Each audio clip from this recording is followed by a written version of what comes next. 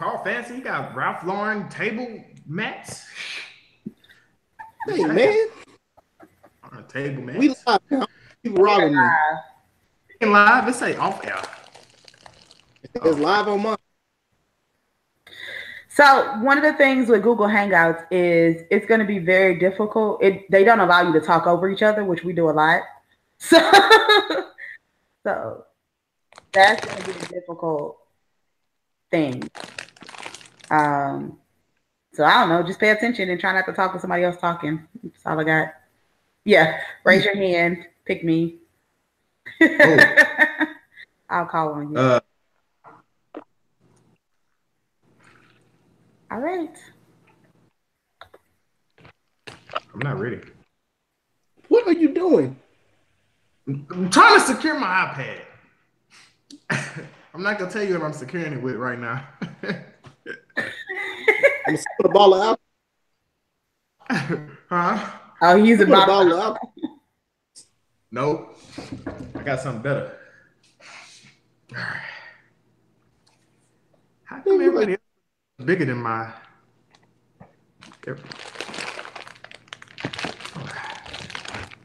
All right. Are you about to eat? What is happening? Don't worry about it. I'm like, don't worry about it. That's my. Apparently, this weather is gonna be bad because they have schools closing. Oh wow! I told you that. It ain't done nothing over here. Not yet. Yeah, this is crazy, Houston. I kept seeing it talk about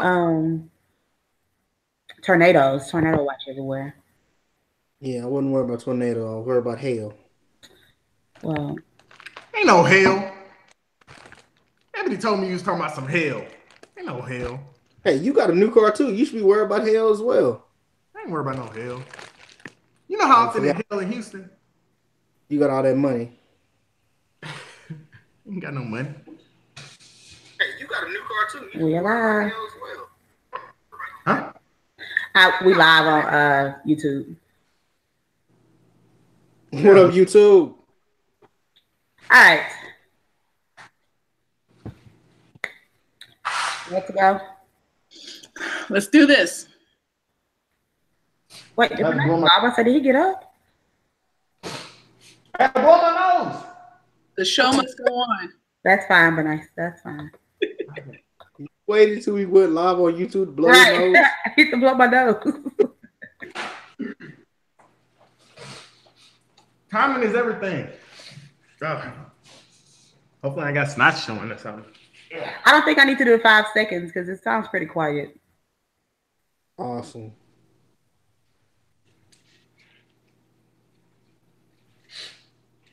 But nice, you let me know when you're ready. All right. Ready. Hey, roomies. Welcome back to Room for Relations, the podcast where we discuss everything from the first date to the last orgasm. This is Ebony. What up, world? Carl in the building. Michelle. Nice. Thank you. And Bernice. Okay. So normally I say in the beginning, like, who goes first, da-da-da. But today we have a guest.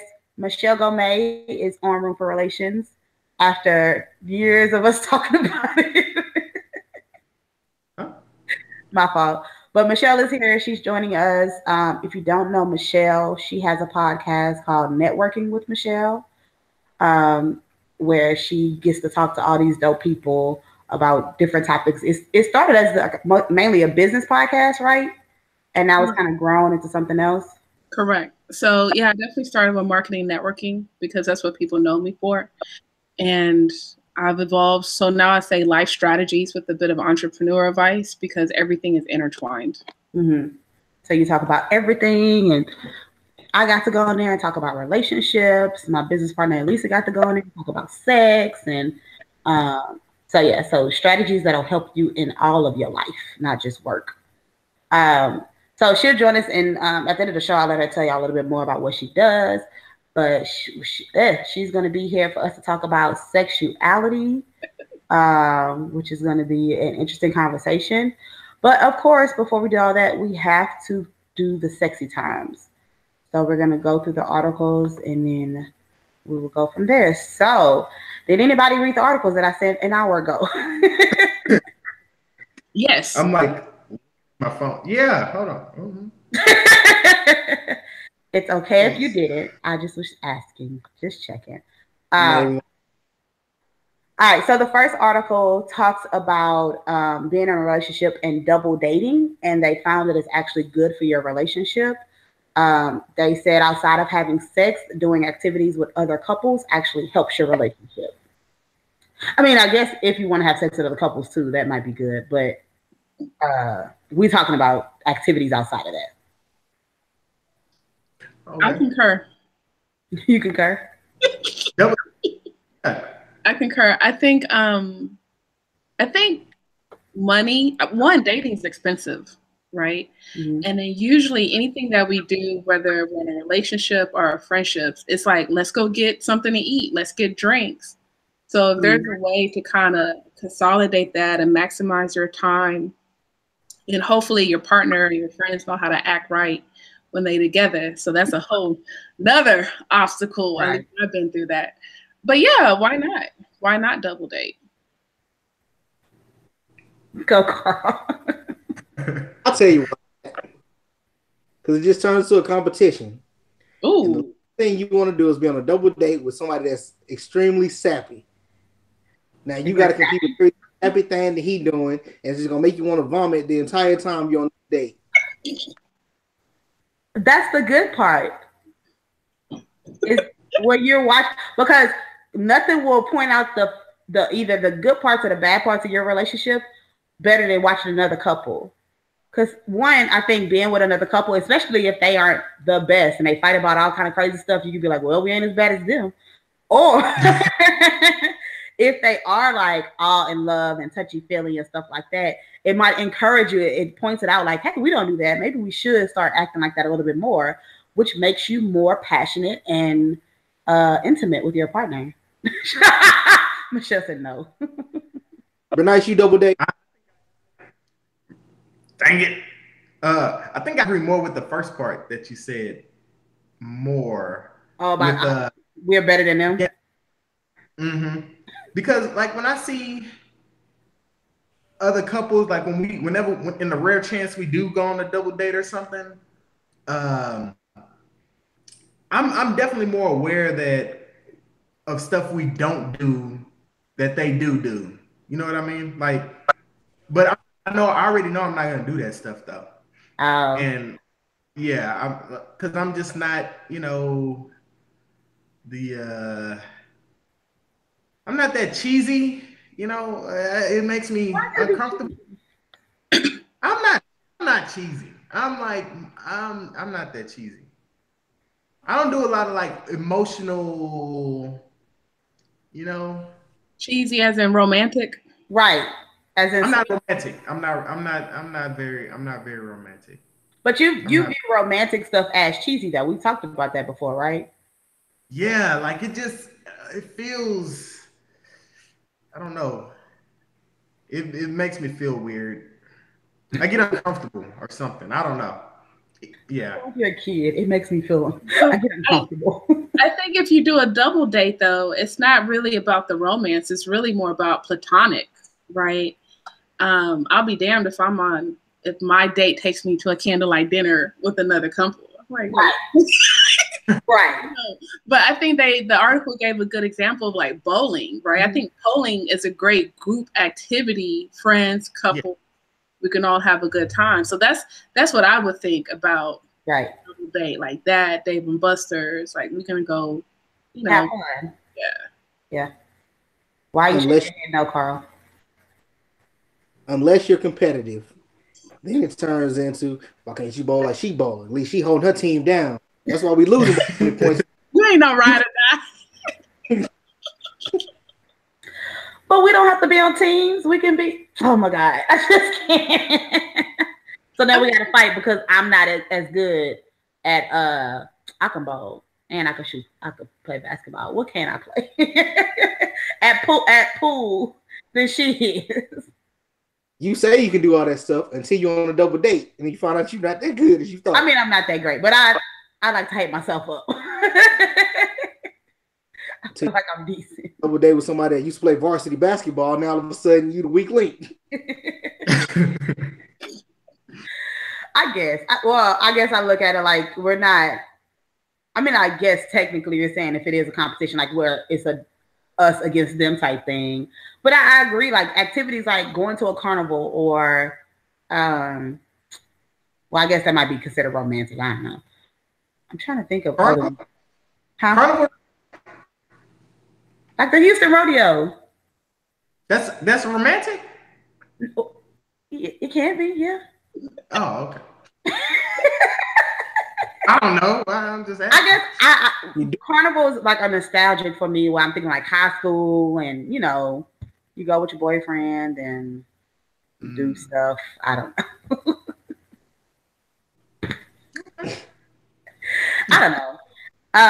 But yeah, I agree that if it's probably more like a friend type thing, like we're acting like friends, going out, hanging out with other couples, things like that. I wonder if it's the same if it's just your single friends, or does that actually make it worse? Because they talked a lot about with other couples.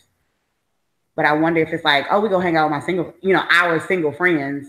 I say that because most of our friends are single. And Bernice, when you and Denisha, when you and your wife come and hang out with us, is it like, oh, we just love each other so much, or are y'all just kind of doing your own thing? We just do our own thing. Oh. Yeah. I ain't worried about her. We see each other all the time. So I gotta worry about her in front of my friends. That's weird. Like that's when I shouldn't have to worry about her because it's all friends around. Mm. I mean, I agree with that. Last year I was invited to, I think it was Memorial Day. A friend texted me. He's like, hey, I'm doing like game night like in a couple of hours. So I was like, you know what? I'm already out making my rounds. Why not? And I get there and like everyone's coupled up. Right? And I was like, you didn't put that in the memo. And like everyone's coupled up. And I don't know the state of everyone's relationship, but part of me was kind of like, one, if he told me that, I wouldn't have gone.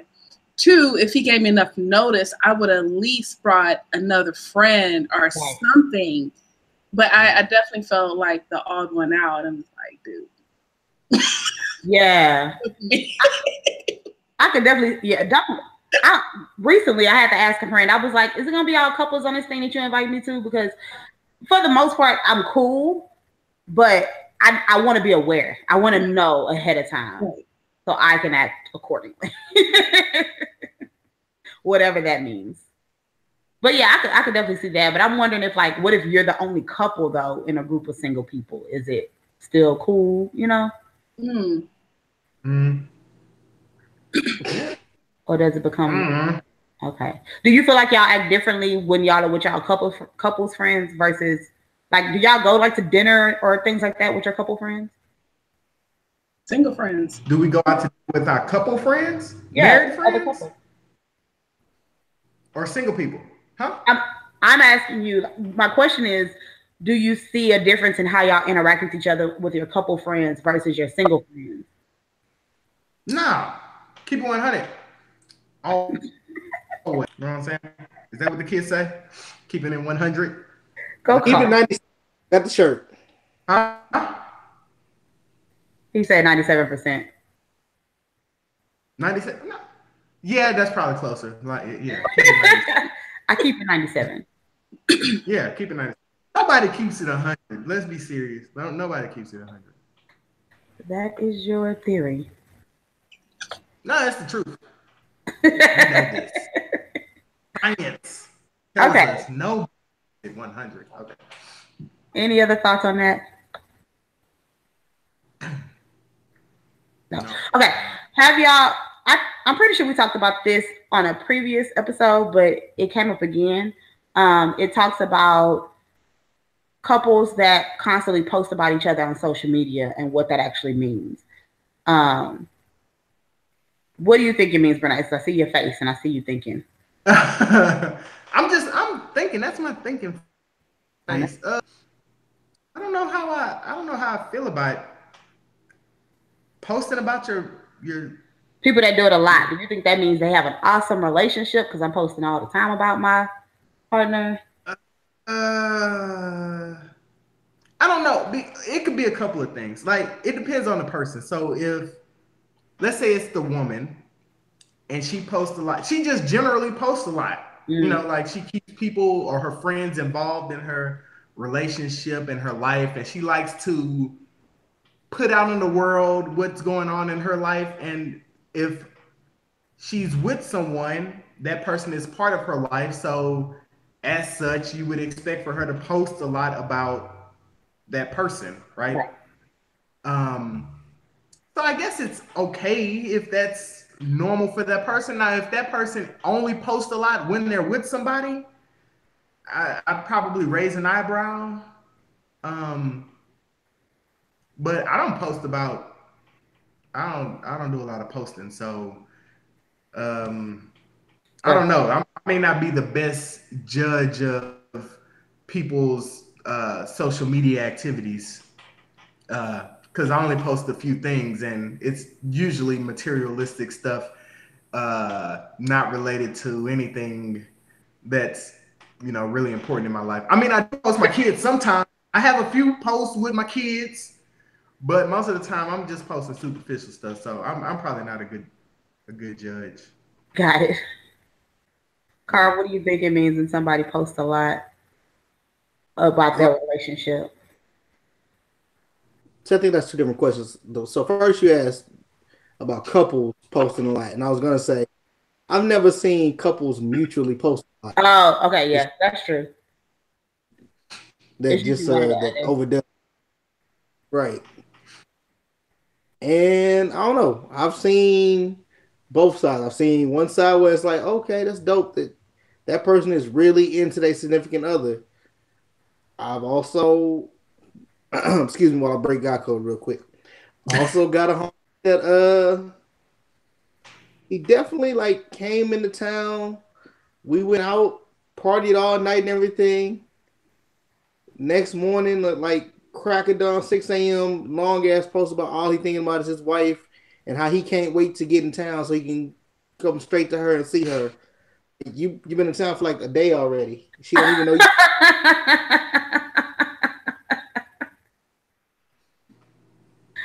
Oh, okay. So I started go ahead. I started looking at his post like, okay, so when I see you post some lovey-dovey shit, you was probably real reckless the night before. Right. So do you see that he posts like his posts, like those type of posts compared to the actual relationship? Do you feel like they have a good relationship? Yes. I mean, do you know what a good relationship looks like? Good posts about. Huh? If that, I said, I don't think it's as good as what he posts. Oh, okay. Got it. But I mean, that's what we all post shit better than what it really is. Like, if you judge us all on Facebook and Instagram and all that, you think we was all just living life and having a blast every day. Except for me, I keep 87. 87 or 97? 97. 27. All right, Michelle, what do you think? Do you think that another thing? sorry. Go ahead. Oh, sorry. I was just saying it's it also can be a way for people to like validate their relationship. I was sitting over here thinking about it a little bit. Like if you want if you're unsure, you know how when you're unsure about something, you try to seek that validation through others. Mm-hmm. And so posting a lot on Facebook could be a way of validating their decision to be with that person, because people get kind of addicted to the likes and the confirmation that what they did was correct. So that could be another reason for people posting a lot about a relationship that they're in. Right. That's good. That's good. Mm-hmm. Me personally, I'm a private person, so I know, like, if you see me with someone, it's like, oh wait, Michelle's serious. Like, Right, for real. Okay. Be engaged. Probably. But I honestly, I hate seeing my sisters go through this, and I've seen friends go through this where, anytime they get into an exclusive relationship, they go on a relationship post frenzy, and then as soon as there's a breakup, they go back and delete all those pictures, and I ain't got that kind of time, right? And then when the breakup happened, but this is what I hate. I hate when sisters get in a relationship and then it's like now they become the relationship expert, right? Now they know how to tell you how to get a man, hold the man down, and everything. And then as soon as the relationship ends, what God has for me is for me. And I'm like, wait a minute. Yeah. We all become experts though when we think we did something right, whether or not it was right or not. I think it's always interesting when it's they have gotten in a relationship and now their only goal in life is to get all their single friends in relationships. Like, I know this one lady I used to be cool with back in the day, and she married my friend, and he did some stuff in the entertainment industry. So, he was good financially, and he bought her diamonds, he bought her a car, and the next thing you know, she's like, every woman should have a pair of diamonds. But I'm like, you didn't have that pair until you got married, which is fine. But like your husband did that for you. So I don't think you should post this expectation or portray this expectation that, all women need to have diamonds now. Like your man you didn't have those diamonds on the teacher salary. Like, I even know. She was gonna get those diamonds. You're right. You so right. I don't know nothing. Yeah. Go, Carl. My only problem with it is with all these public relationships on the interwebs, we never get closure. Closure? Like, yeah, I want closure. You posted this whole thing about how you found your king, you found your queen. It's perfect. Can't nothing break us apart. God brought this together, and then when it's over, you just delete pictures and shit and gonna go away quietly. No, I need to know what happened. What did God wrong? What happened to being equally yoked? Did your yoke break? Got scrambled the eggs? What happened?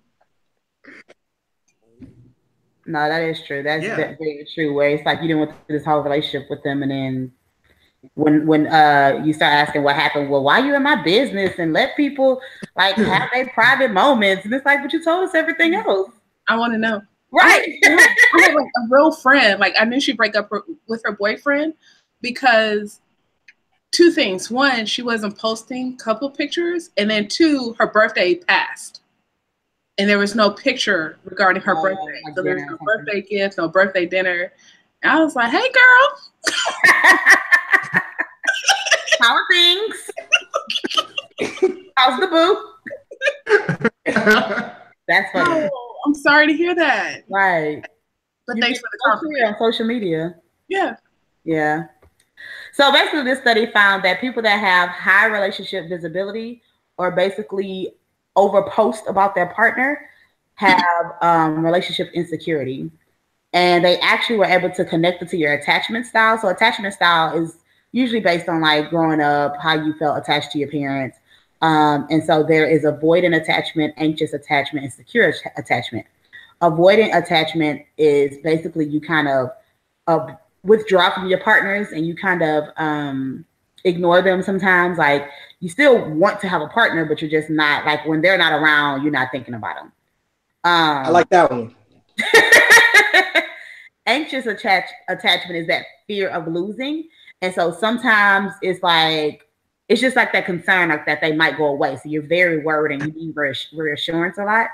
So those are the people that tend to post about their relationship because they need validation. Like Bernice used a really good word, need validation about the relationship, a reassurance that the relationship is like going well. And so if other people can say like they like it, or if other people can say like, oh, that was so cute, this is such a good thing, I'm so happy for you, you're so blessed, that you know, if other people are saying it, then they feel more comfortable in that. And they actually said they didn't find any correlation between, if you have a secure attachment, they didn't find any correlation with like posting and things like that. So some people probably post a lot, some don't, but it didn't matter if you feel secure in your relationship. So all of the above. You want all the types of relationships? Depending on the week and the. That's true. I would like one of each, please. I think as a Black woman, I do think there's a lot of pressure in being in a relationship, right? From family and friends and society standards. And then I think when you take that extra step to put it on social media, and people have the compliments, oh, y'all are so cute, and you know, all that frivolous stuff, it's kind of like, you know, does this man make me look good, or am I capable of standing on my own? And I think that does kind of, you start adding your social media, whatever you want to call it, into your decisions about your relationship. Yeah, I definitely agree with that, where that becomes like the third party of your relationship. Yeah, it's unfortunate. So just I think that whole couples goals and, you know, all the kind of stuff, it's cute, whatever, in the moment, but like we said plenty of times before, you just never know what's going on in the background. You just never know what they have happening. You don't know how bad or how good it is. So to be motivated or to feel like, oh, I want a relationship like that, like it's a really cute picture, but you just never know. So don't let that be your motivation. So, all right. So the next study talks about Tinder and how a lot of college students are using Tinder to seek outside romantic partners, like when they're in a committed relationship. Yeah. So they looked at 550 undergrad students, and 12.5% had spent time with someone they met on Tinder. 17.1% had messaged people.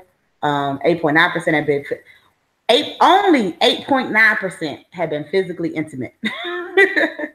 And 7.2% had sexual relations. I say that because people like to make it like Tinder is only about sex, and only 7% of those people have had intercourse. So that is not all that Tinder is about.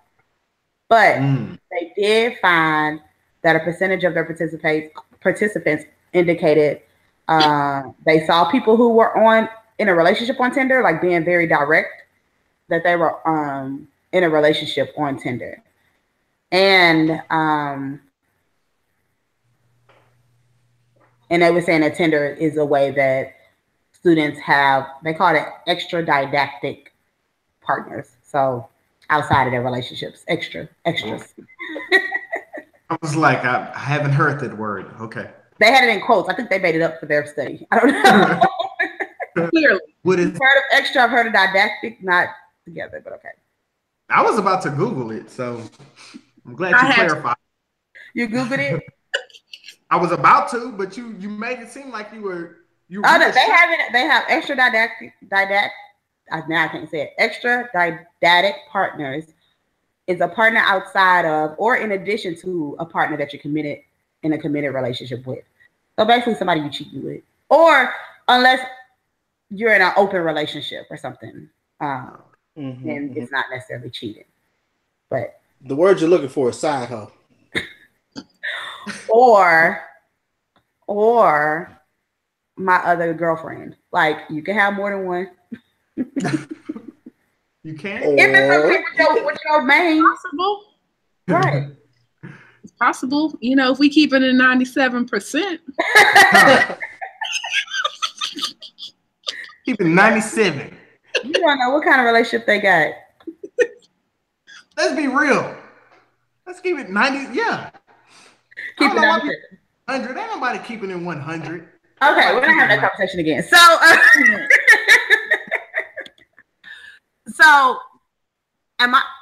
has anybody else been on Tinder besides me? I mean, I've been on there. Okay. Carl, have you been on Tinder? I don't know. Have I?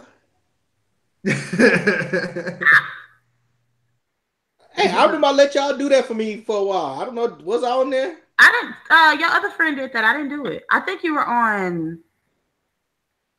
I don't think you were on Tinder. I think you were on Bumble.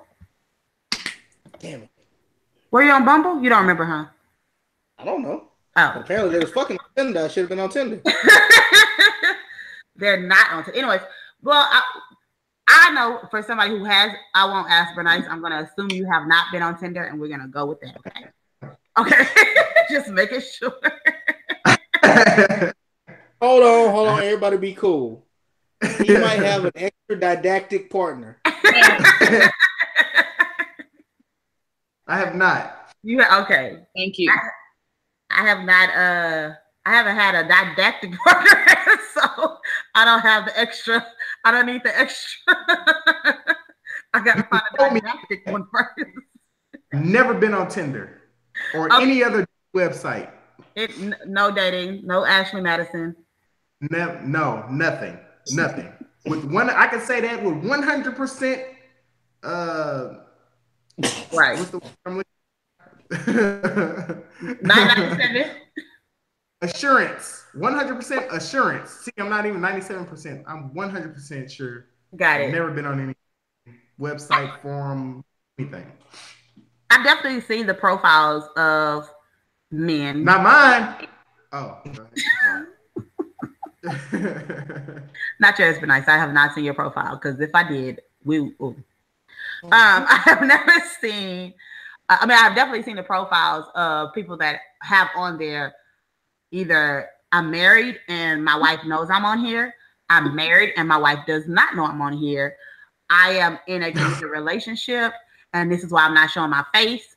But I got a big penis, so you should call me. Like seriously, I've seen all of those on there. Or we're in an open relationship, so I definitely think. But I wonder if Tinder is a higher percentage than any other place, because I feel like, well, free. I would say any other free one, right? Because I feel like a lot of those dating sites, especially the free ones, would have people on there that are looking for outside relationships. So I don't know if it's just a Tinder thing. I think people just use Tinder because it's the more popular one, but I also wonder if other ones. I don't think Bumble would though, because Bumble is the one where the woman has to contact you first, and so I don't think that it would be as popular on there as it on Tinder when you can match and then reach out. But I don't know. Have you seen them people on there, Michelle, with other relationships, and they're like, "Hey, I got a boo," but all the time, all the time. All the time. It's very entertaining. Yeah. But I don't entertain it. Right. Somebody probably does, but ain't my style. All right, Shout the last out to that person. What'd you say? Shout out to that person for being didactic or extra didactic. Extra didactic. That's what you want in your life? Sure, I'll take both. Not you, but one of each. Just to be clear. Bernice wants to make it very clear. Look, let's be honest. If I had been on any site, somebody would have found out by now. Mm-hmm. Somebody. My wife would have found out by now. There's no way that with all the single friends that I have, nobody would have seen me. I agree with that, and I don't even know him. That's one of the things about Tinder that actually scares me, because I'm like, how do we have all these mutual friends and I've never seen you before? Right. Or there's people that I've seen in passing, but I haven't formally met them, that I'm like, and it's just crazy. Co-workers, and it's like. Yeah, it's always interesting to have somebody on there that you know, or that, like, I've seen a lot of people we went to high school with on there, and I'm always like, I'm always curious if they swipe right, but I really don't want to swipe right because I don't want them to think I'm interested. I just want to know if they swipe right on me. But I always swipe left, so I would never know. I would never know. Missing out, girl. I know, right? Could have been the love of my life, but because we went to high school together, I'm like, nope. Yeah. You're not gonna make fun of me. What's wrong with people who went so to high school? Huh? What's wrong with people who went to school? I already know them. Girl, how much? A lot of time has passed. If I brought, because we went to high school together, me, Carl, and Bernice. If I brought somebody from high school around, I don't know. I just feel like that would be weird. Well, first off, I'm not interested in them. Let me start there. It's not like I'm sitting here like, oh, I wish we didn't go to high school together because I would swipe right. Like, no, I wouldn't. But no, I think that would be weird to bring somebody that we went to high school together. Like, I still hang out with too many people from high school, and so that would be strange to me. I don't know. We do hang out with a lot of people from high school. Yeah. So I don't know, but y'all gotta stop being on Tinder when you got a relationship. Like, I don't know. It's strange. And it's even stranger. So I have not, thank God, I have not run into like the whole I know you and your wife on Tinder. I know a lot of people that have. Like, I've swiped and somebody, or I've been with friends and we've been swiping and I'll be like, oh my God, this is such husband. And I'm like, how do you handle that? And I think a lot of times it's not like somebody they're close to. Like, it would, like, it'd be nice if you was on there. We would, look, me and you at least have a conversation, right? And probably, I mean, go, Carl. I know. That ain't none of your business.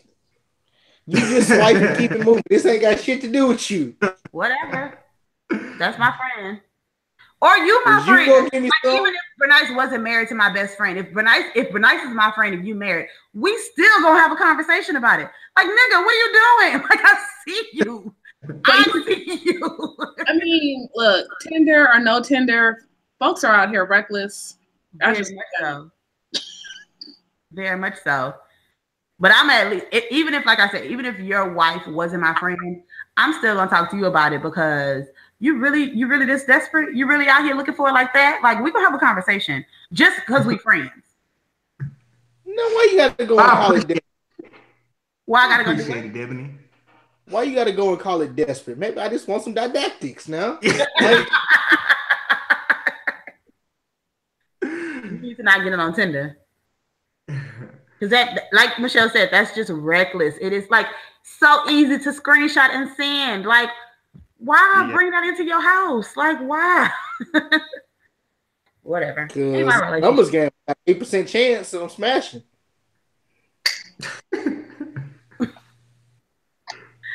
All right, so the next study talks about the reason why couples stop having sex. I'm gonna ask Bernice and Carl if they can guess the number one reason why people stop having sex. Couples, married, well, not necessarily married, but they said couples in long-term relationships. Because women don't initiate. I know it's on the board. I'm sure it's not the number one, but I would not be surprised if that's like number 4. I'm gonna go with stop having sex.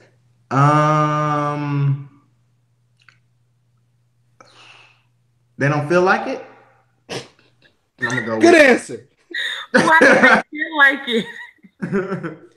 They don't feel like it. And they're okay with you knowing that they don't feel like it. But why don't they feel like it?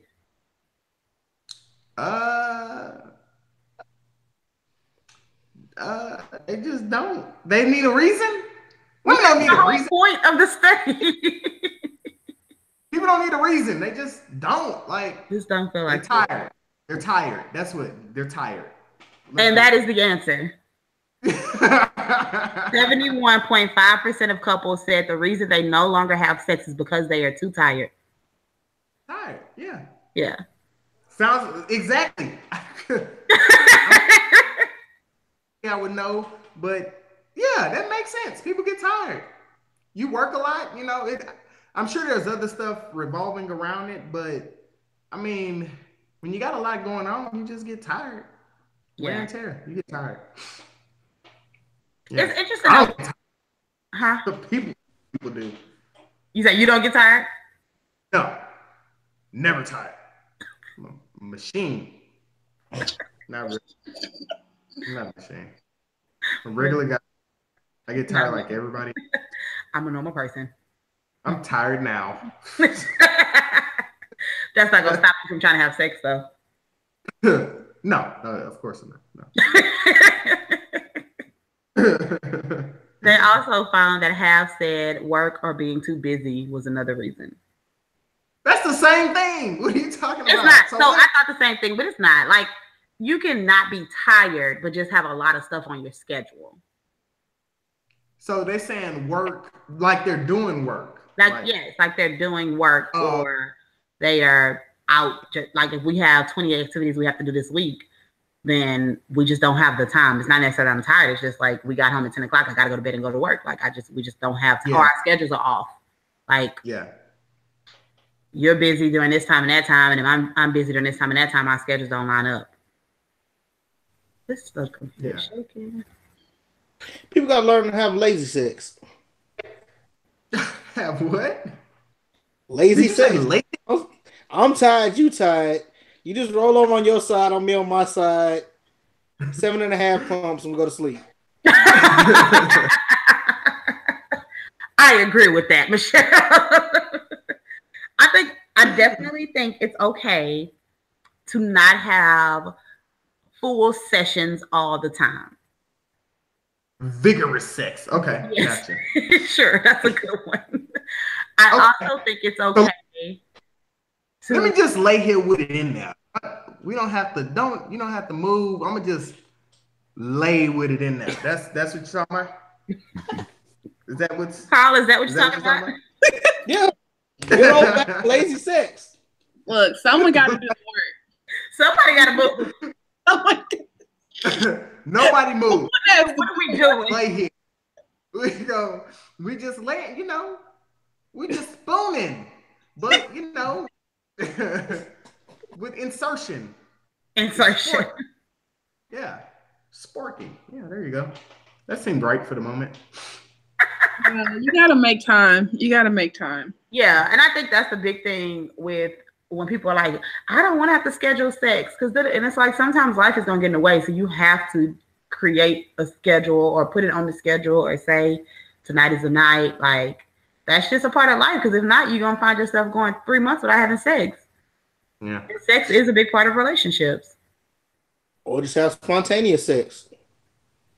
Yeah, sometimes you just let dinner burn. And you're tired, then when would you have spontaneous sex?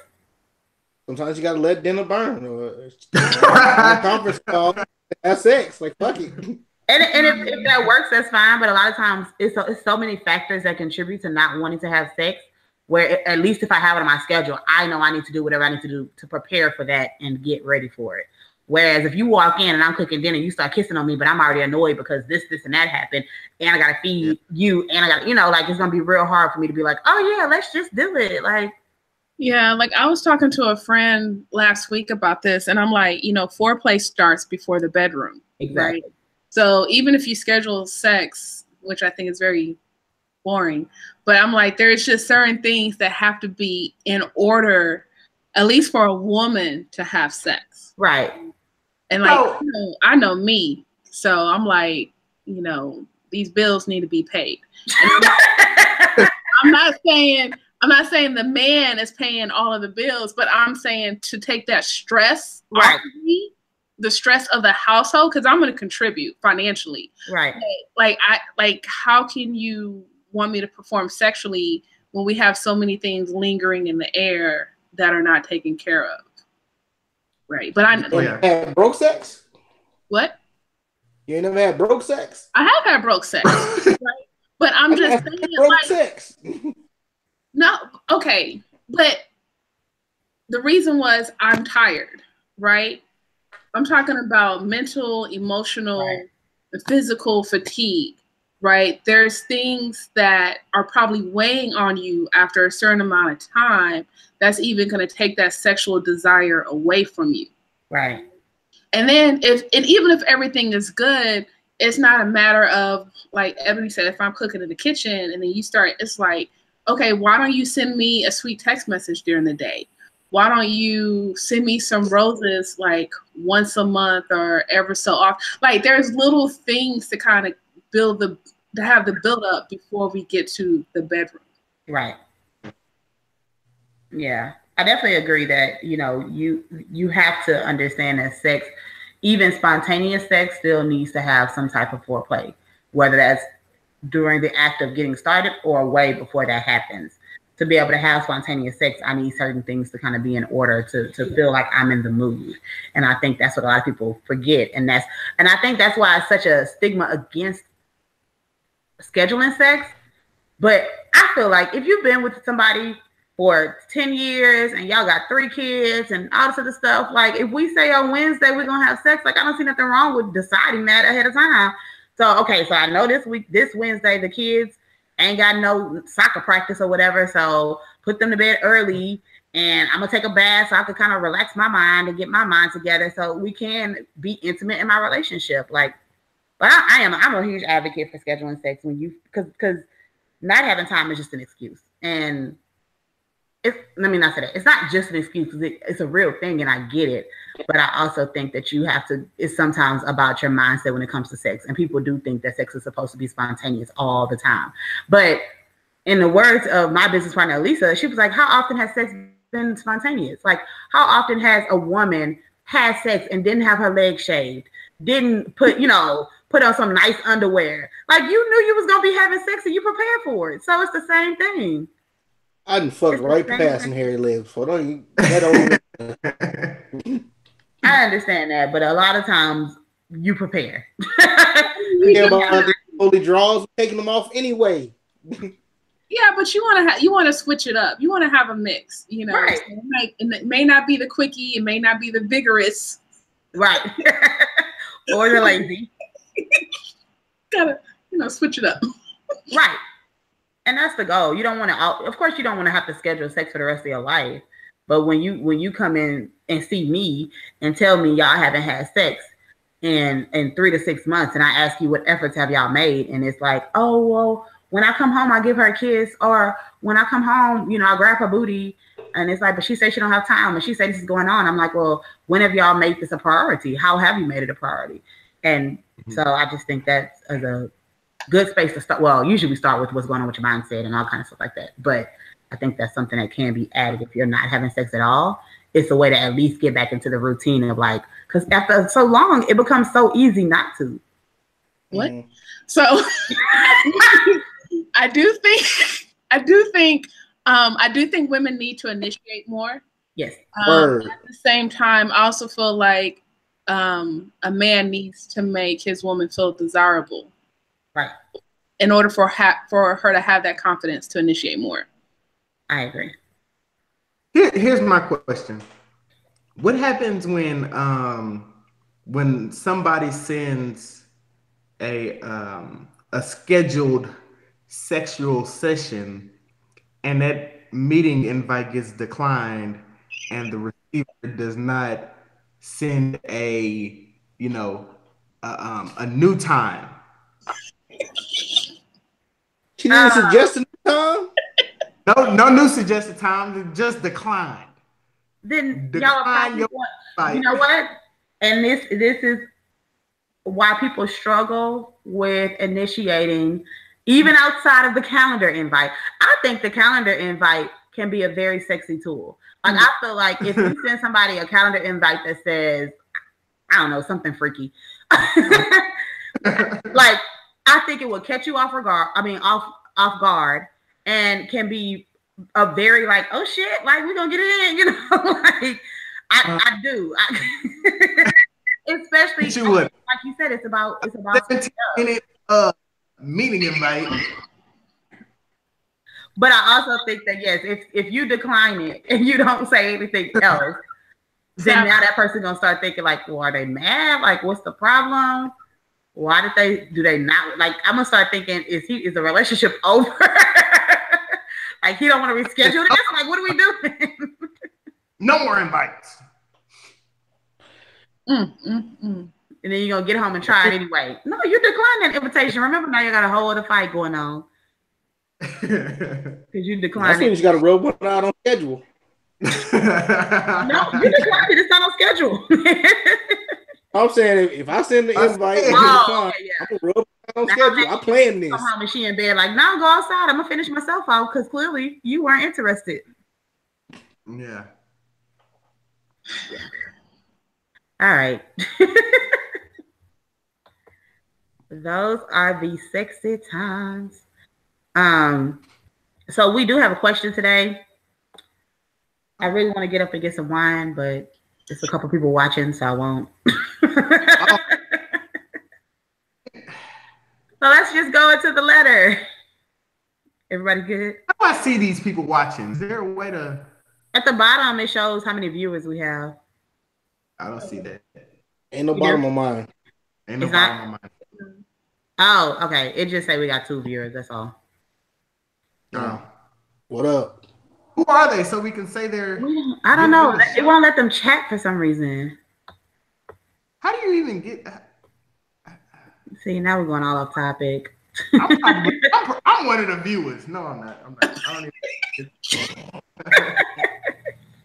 I don't even know how you do Let me this. see. All right, what's the letter? Go for it. So I can give this person some righteous advice. Are you ready? It's a quick one. Terrible. I have a question. Do I need to learn how to deep throat? Sex seems. Oh, It depends. Can he reach your Wait, throat? listen. didn't see that coming. Okay. Sex seems to be advancing so quickly, and I feel like I'm being left behind. My boyfriend has never explicitly asked for it, but it seems like he really wants it by the way he reacts when I go down on him.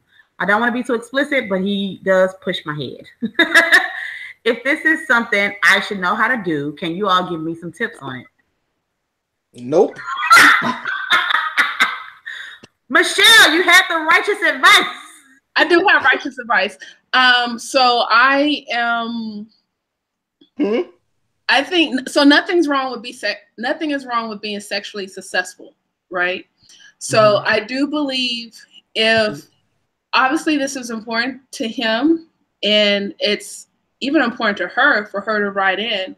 So I think she should, make the efforts to deep throat. Absolutely. Right? But he also needs to be making efforts. Yes. Right. Yeah. Right. He not writing letters. Whatever. No, but I'm also, well, I'm going to keep that to myself. But yeah, go for it. Go for it. What do you guys, the first question is, does she need to learn how to deep throat? I stand by my first point. What was Like, that? You want to go? no, go ahead. What was your first point, Carl? Oh, I mean, it depends on if he can reach your throat or not. Because if not, I mean, who you learn how to deep throat for? Just a skill she want to have. Well, she needs to stay in her comfort level. Yeah. Yeah. Bernice, what's your... I'm trying to have a professional conversation They here. don't let you. They won't let you. Every week.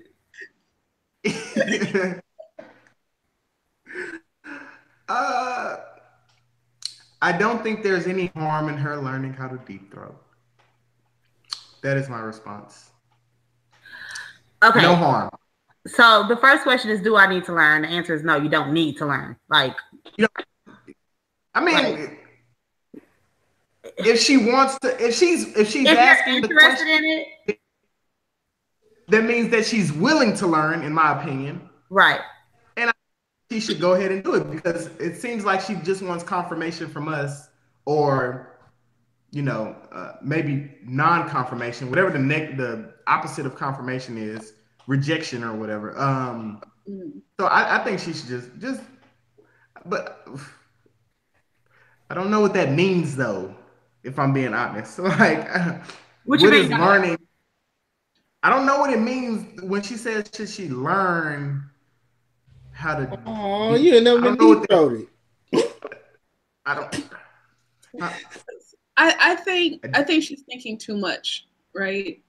So Okay. I think, there has to be a level of comfort. She needs to figure out what her comfort zone is. Somehow she needs to articulate that to her boyfriend. Right.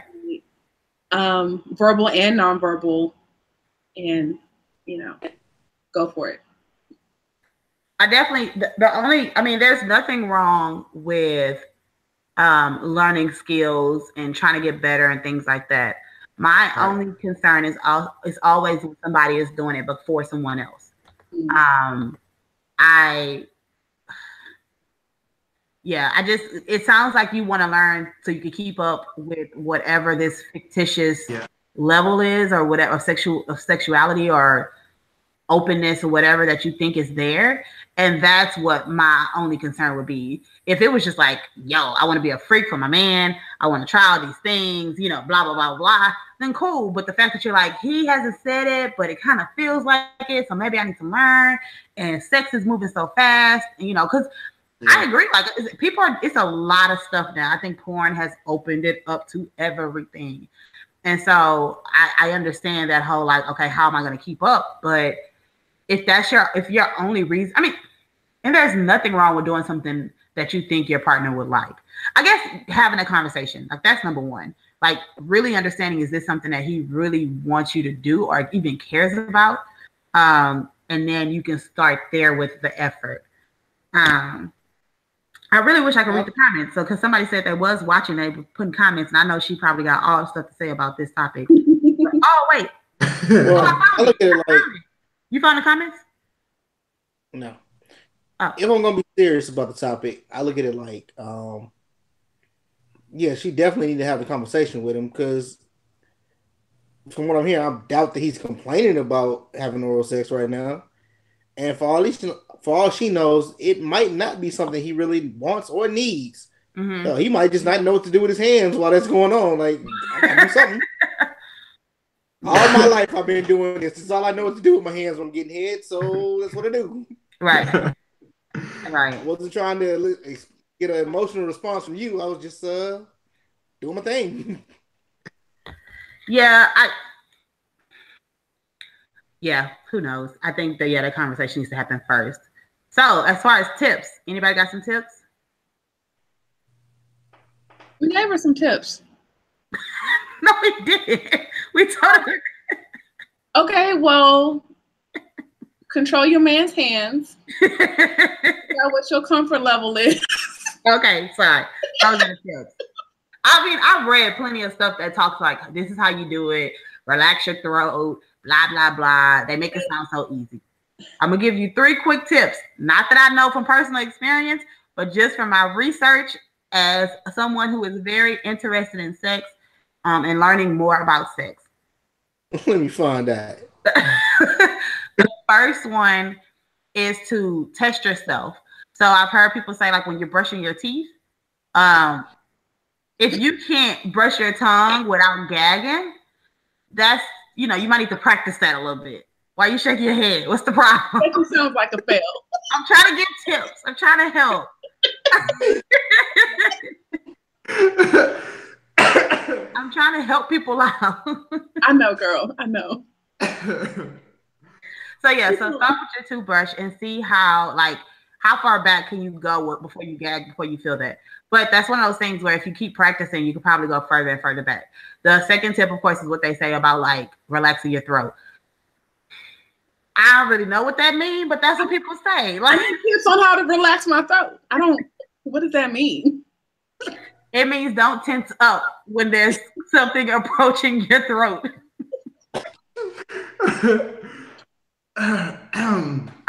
Noted. Mm-hmm. And then I think the last one is a good one of you being in control.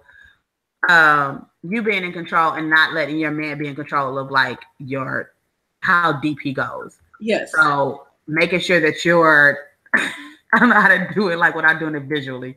Like, but making sure that he's not the one grabbing your head and forcing, no, like you need to be in control of it, because that's what's going to make you feel more comfortable with going further and further and further. So those are my tips to help you. And know when to tap out. Yes. Do not be crying. Well, I don't know. Some of y'all might like that. But don't be tearing up and snotting up. What? It might just be the whole visual of the situation. Like, it might not even be the deep throat that's appealing. It's the fact that oh, it is making her choke or she gagging or whatever. Yeah, It's all about ego. It ain't got nothing to do with it. he's fascinated by some porn star and he wants to relive Right. that fantasy with his girlfriend. Mm-hmm. Because that's what I'm thinking. Is it really a sensation that's like, oh, this feels so good? Or is it just the fact that, like, I've seen this on porn and it looks cool? It's just a control. Or it's power trip. Or it's like, I'm so big, I'm making her choke. Look at that. See that? She can't even handle it. The power trip. Yeah. So there you go. So have that conversation. Figure out what it is. Is this something that's more pleasurable? Huh? I said, girl, make sure you get yours. Most importantly, focus on yourself. Okay. That's selfish. That's selfish? Focus on yourself. I think that's what I think you have to be in control of your own pleasure. Yes. Yes. But if you like it and you can get good at it, look at Corinne Steffens. You might write a book, have a bestseller. There are career opportunities. You can reverse the power. You can reverse the power. Somebody asked, can deep throating be taught? Oh. People make money from it. People literally, like, there are so many there are a lot of classes about giving head, but yeah, people definitely make money from teaching or trying to teach people how to, like, give head and or deep throat. And there's people that make money from deep throating. That's true too. And I do think that there are some people that don't have gag reflexes, so that helps, of course. Look at Michelle's face.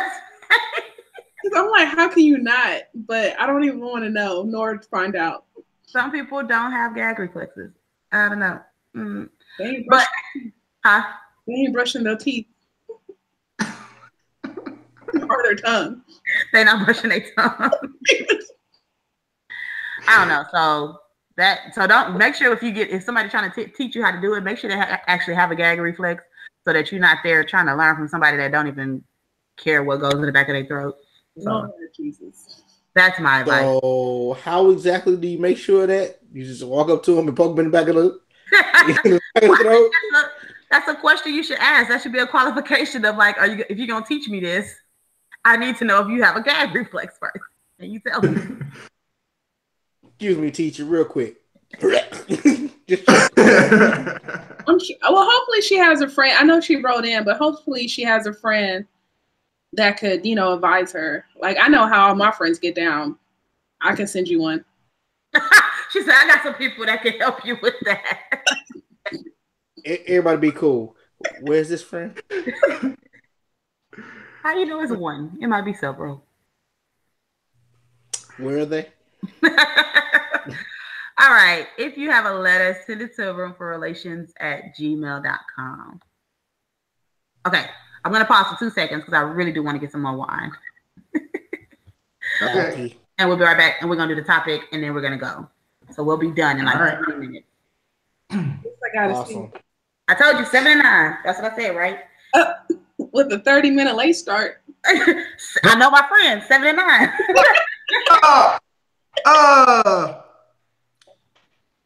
I am always on time sometimes. I was close to on time. I was almost here. I was right around the corner. You didn't know that. I made it though, didn't I? Is this thing still recording? Yes. Sure it is. Oh. Pause it. I'm gonna go get some real.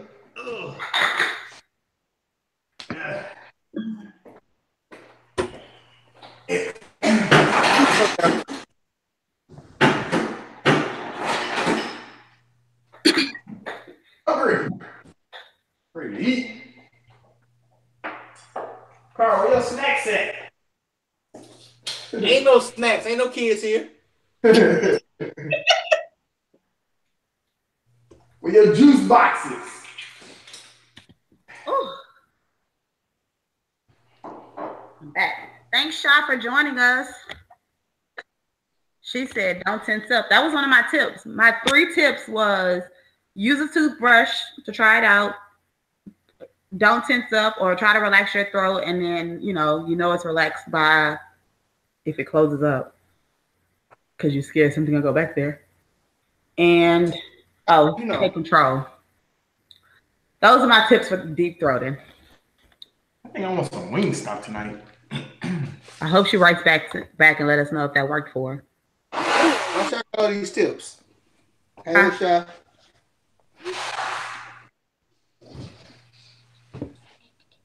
Let's see. Tips for deep throating. Clearly, she could have Googled it, but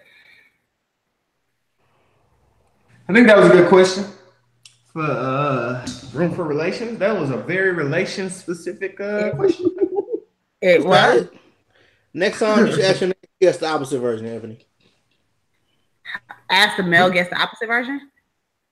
Yeah, see if there's some tips and tricks. But there's not an opposite of deep throating for women. Huh. Guess that sucks.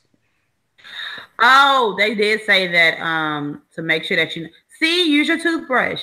They said remember this isn't like a normal blowjob, so when you're trying to deep throat, you shouldn't be trying to suck at the same time. The only goal is to get it, there. In your throat. Okay. In the back of your throat.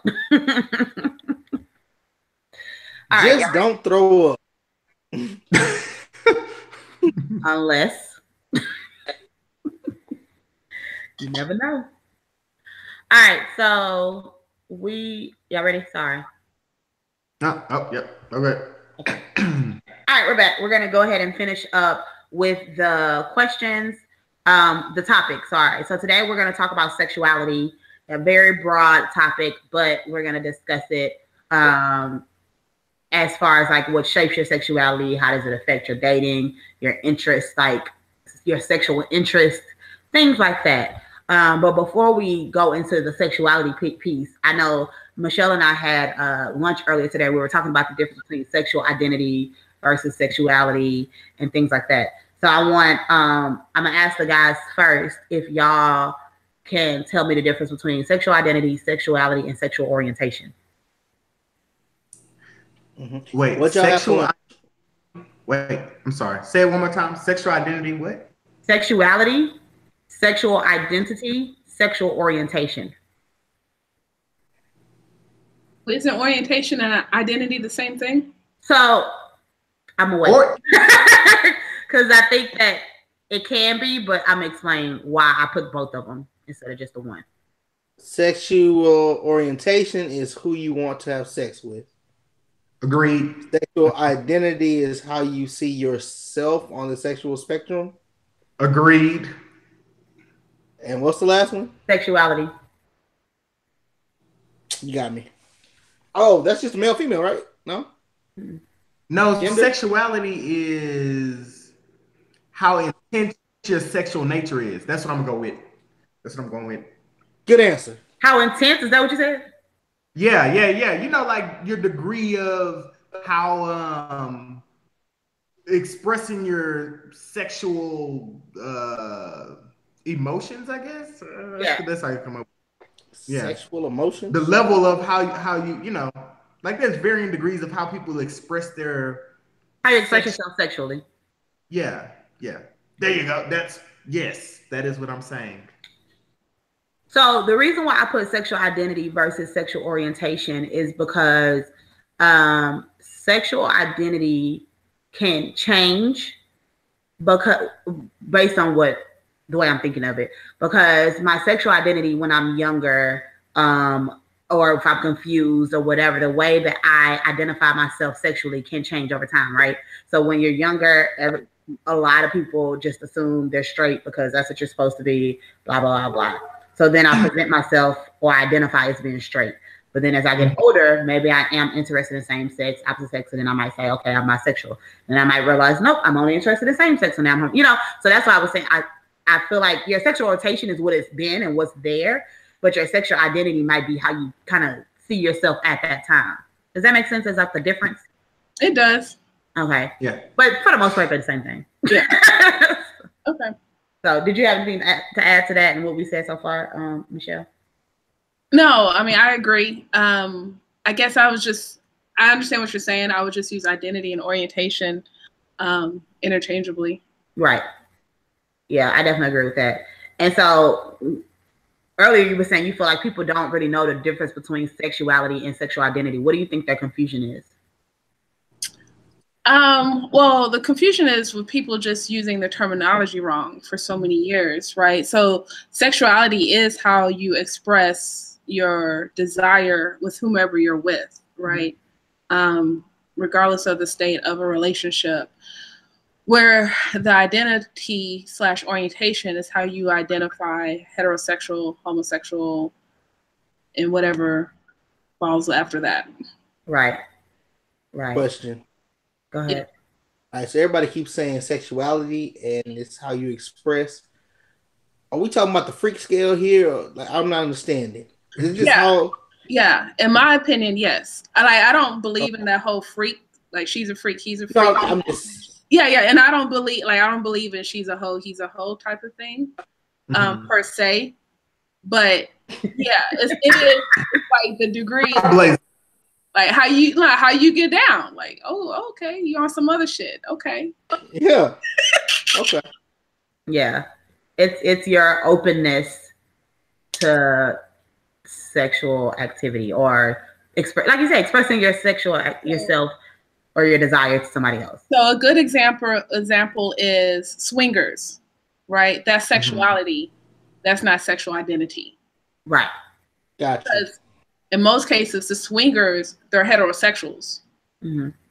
They just choose to express themselves by having sex with other couples or swapping partners. Right.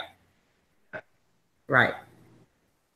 So I'll skip that. So when you are dating, if you have different, I don't want to say different because I feel like everybody's interests are just their own interests.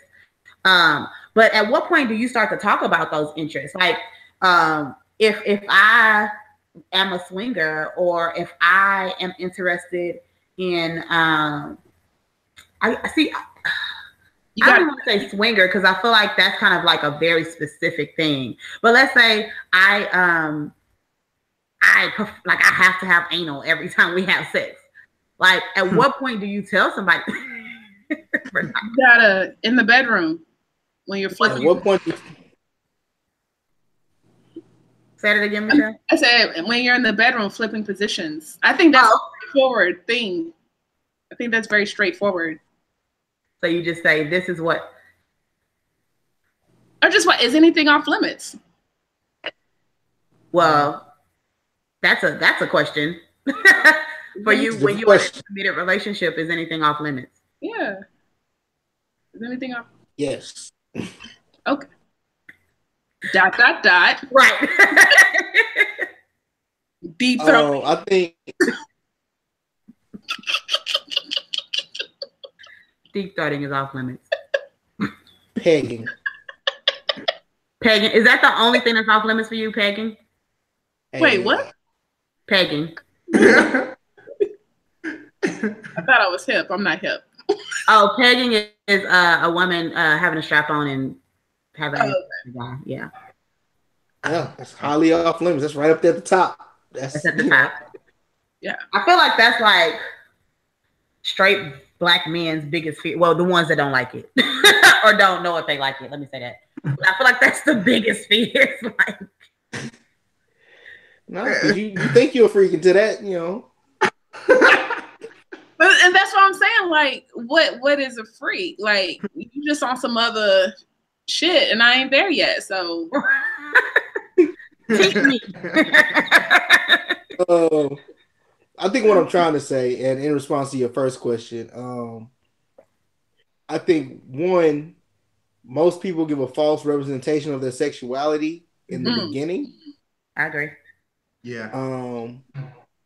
Whether it be because society told you this, or your friends and family tell you can't be this person right in the beginning, or you try, like I said a few seconds ago, you try to play up your sexuality, like, oh no, down with whatever because you think that's what your partner want to hear, and then you find out that you're not down with whatever. Right. Um, There are certain lines. Right. On top of that, when you say when you should have the conversation, I think the conversation happens depending on how important it is in your life. Like if so for like swinging, if that is a major part of your life, then you need to have that conversation up front. Like I'm not going to be able to be in any type of relationship with you if you're not down with this, and that's with anything. If whatever it is, if it's that important in your lifestyle, then you need to have a conversation right up front. I agree with that. I agree with that because I can't be investing time with people. Right. That aren't going to be able to fulfill me in this area of my life. And then the lower the intensity of that thing, the longer you can put off the conversation, in my opinion. Like, if it's really not that important that you do X, Y, Z, you don't need to be on the first day saying, hey, by the way, I'm interested in X, Y, Z, because you're not really that interested. I mean, if it happens, it happens. I agree, but then I think about those things that you just think are normal, and then you meet somebody that's like, I don't do that. You know, like there are certain things, like I'm going to give an example, not for me, but just because on the podcast, quite a few people have agreed that they like this. When we talk about choking, right? Like it's not for me, but I can understand like, so in the conversation, whenever we had the podcast, it was like 3 or 4 girls in a room and 3 out of the 4 were like, yes. And I was like, wait, is this normal? So that's something that they probably would think is normal, right? This is something that everybody does. And so they don't bring it up. And then they meet that person that's like me, that's like, nah, I don't want to choke you. Like that's a little too much for me. And now, yeah, it wasn't a huge thing for me to bring up because I thought this was just like a normal thing people do. But then later on, I found out like, oh no, you're not comfortable with that. And it's like, but I really like it, you know? But I think it goes back to my original point that it depends on how important that is to you. It's one thing if you just like choking and then you find out, oh, this person doesn't do that. It's another thing if every time you have sex, you have to have someone choke you. Mm-hmm. And in that case, you need to have that conversation up front before you get really disappointed. Yeah, I guess. Like if you're going to be okay with it not happening when y'all have sex, then it's okay. But if you're not going to be okay with it not happening, then you probably should bring it up and have that conversation. That's true. So, you know, I said this earlier when we had lunch, like my belief is everyone wants to swing from chandeliers. They're just waiting to find someone they're comfortable with, right? And then you don't know what you like until you're exposed to it. So you probably don't even know if you like to be choked or whatever kink until you meet that person that can like slowly bring you into that, right? And I'll leave it at that. Yeah, I mean, all I hear is slowly bring you into pegging. Nah, wait, hold on.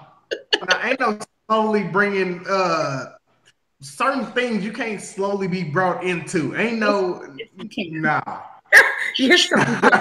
I can slowly take you. I want to take you. Everything has a technique. Okay. I can. Okay, we could the choking thing. All right, maybe they start, but it's certain things like it ain't ever gonna be no slowly bringing. No, I mean, and that's the thing. If things are off limits, things are off limits, right? Yeah, and I'm gonna respect your boundaries, but I think at the same time, sometimes you just have like I remember one of my earlier experiences. I'm like, I don't know. It was like the guy was just different. I was like, where? Like this was a whole new Michelle that just came out in the bedroom. Yeah. Right. Yeah. But it was him. It was my level of comfort with him. Because another brother wasn't able to bring that out, or maybe I just had to get comfortable with myself once I had that experience with guy number one. Yeah, I definitely think that I agree. Yes, some people have boundaries where it's like, okay, I'm not going to cross that. And because I would never cross that, that means we can do other stuff. Like once you have that level of trust and I know that you wouldn't ever cross that because you know how uncomfortable I am with that, then it opens it up to being able to do so many other things. And I think people don't get that. Like if you create that level of comfort and trust, then yes, I do think that you can try a lot more in the bedroom. But as soon as you just start judging somebody, as soon as they mention anything, then it's off limits. Like I don't even want to attempt certain things with you because I already see how you view it and how you view me. And I already see that, like, I'm going to start off with the mild stuff, right?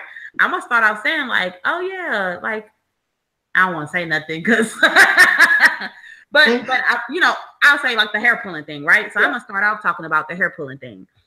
That's simple.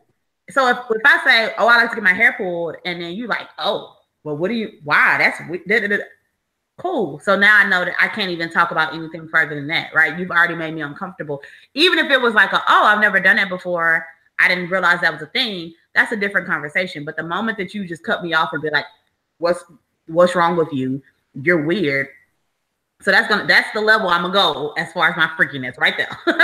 But I think like, so go ahead. I just said we have to create safe spaces. That's it. That's it. Go ahead, Carl. So my question is, isn't that an example of the false sexuality? Like you trying to ease into your sexuality, like, oh, by the way, I might like hair pull, I might like this. No, go ahead and just tell me up front. Where's your line? Where are you going with this? You don't know. Lots of times you don't know. Right. Like you don't know until you experience it. And that's my point with the hair pulling. Like, so if I say that and there's immediate judgment, you can't come to me in 3 weeks talking about let me do this, this, and this. Like, no, I don't feel comfortable because I feel like if I were to let you try those things, then how much are you going to judge me for that? You know? So that's my point. It's not saying like I have things that are 10 times worse than hair pulling, but in sex, there are a lot of things that are probably more intense than hair pulling, you know? And so if at that point, when I have mentioned that you've already created the space where I don't feel safe, I don't feel comfortable, I don't feel like I could be myself, then I don't want to go any further with exploring that. And so I think it really does matter. Like, I don't know exactly when you bring up certain things. I think it's a space between like, I mean, I do agree with you, Carl. Like if something is important, like this is a part of my, like if you need to have this dominatrix experience in order to enjoy sex, you need to say that up front, right? Because I need to figure out if that's something I can do. Because especially if that's something that's necessary, maybe not all the time, but if that's something that's needed, I need to know that up front. So I do agree with that. But I also think that there is a space between that and then waiting until we're in the bedroom, like Michelle said, and just being like, so this is what I like. Let's do this.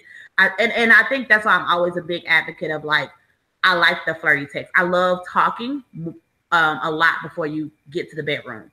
I think you should be having those sex conversations at nighttime when both of y'all getting hot and bothered and sharing like, oh, but I like this and I like that. I think those are important before you even get to that space.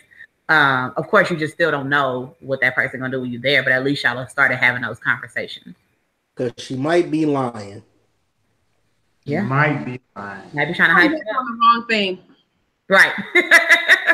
but at least y'all have had that conversation, and so you can see if y'all are on the same page at least going into it. That doesn't mean that yes, when we get to the bedroom, it might be 10 other things happening, or you know, you just never know. But I think that it's good to like start. I don't know. I know people just disagree with me, but I really do believe in holding off on sex for as long as possible because I just feel like the value of conversation is sometimes lost. And that communication can really help you explore certain things before you just go into the bedroom and try it. Because again, you need to create. But nice, why are you looking at that? We wholeheartedly disagree with you. I see. You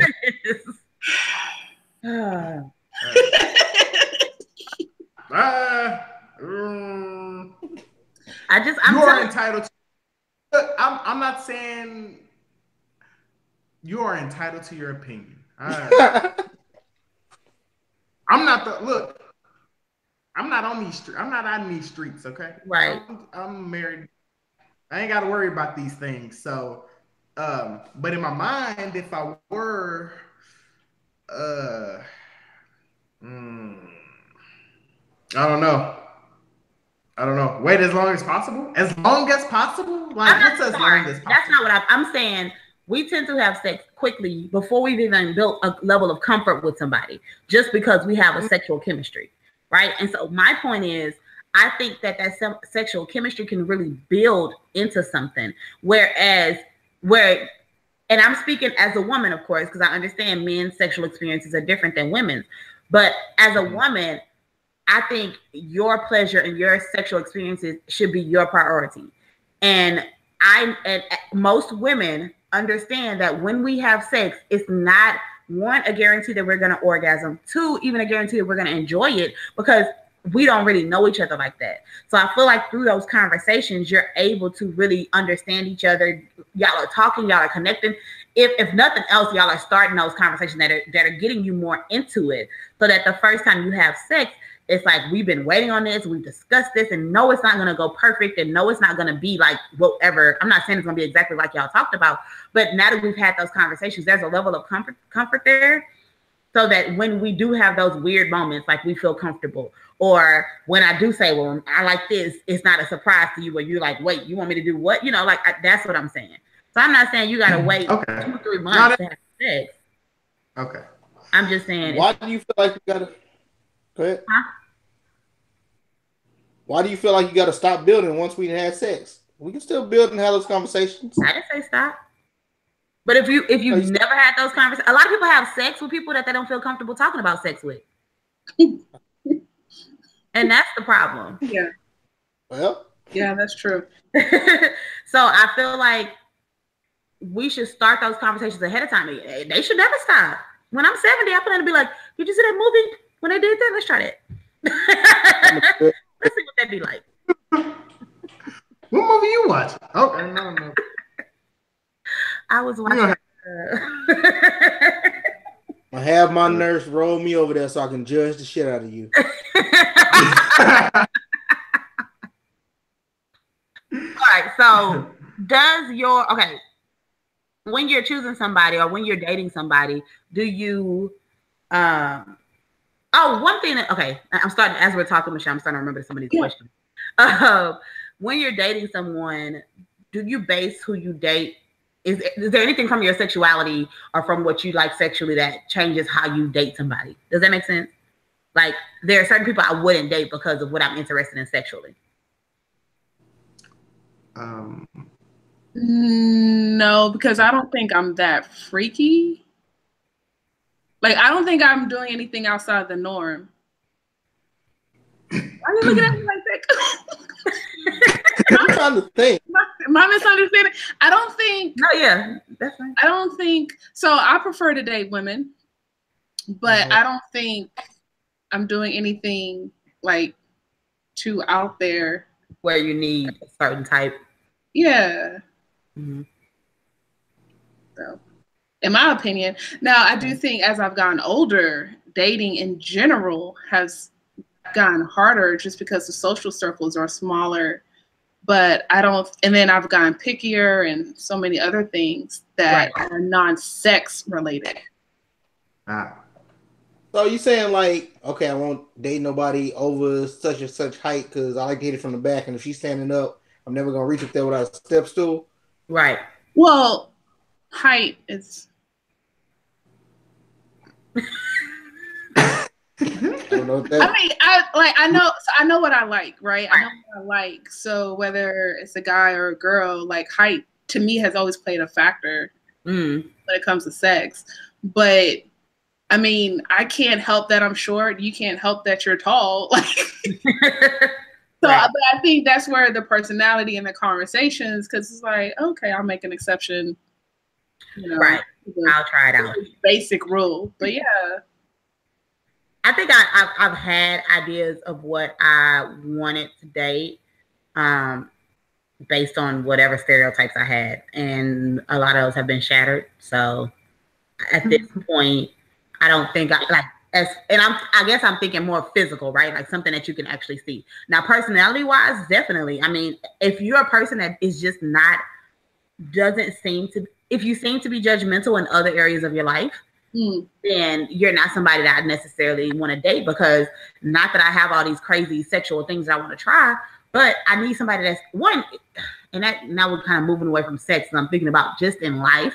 I prefer to date people that are a little bit more open, because I do feel like that is helpful as far as like just in relationships, like what we're willing to put up with and how we kind of handle whatever issues that come our way or whatever. But definitely when I'm thinking about sexually, like I want somebody that's like not gonna judge if I happen to bring up something or if I ask very random questions. That's pretty much how this podcast got started because I would be like, so what do y'all think about this, this, and this? And we would have a conversation about it.